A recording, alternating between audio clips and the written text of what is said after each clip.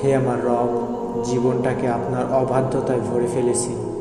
আমি তো আপনার প্রতি আনুগত্য প্রকাশের দৃঢ় প্রতিজ্ঞা করি, কিন্তু প্রতিবারই আমার দ্বারা আপনার অবাধ্যতা হয়ে যায়।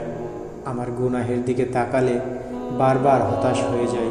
কিন্তু মালিক, আপনি তো হতাশ হতে নিষেধ করেছেন। আমি আমার গুনাহের জন্য তওবা করি, কিন্তু তারপরও আমি আপনার অসন্তুষ্টির কারণ হয়ে যাই।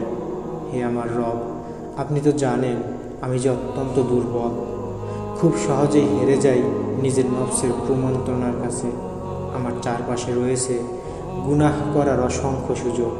হে আমার রব, আমি ভয় করি আমার ঈমান হারিয়ে ফেলার, ভয় করি রাসূল সাল্লাল্লাহু আলাইহি ওয়াসাল্লামকে হারানোর, ভয় করি আপনাকে হারানোর।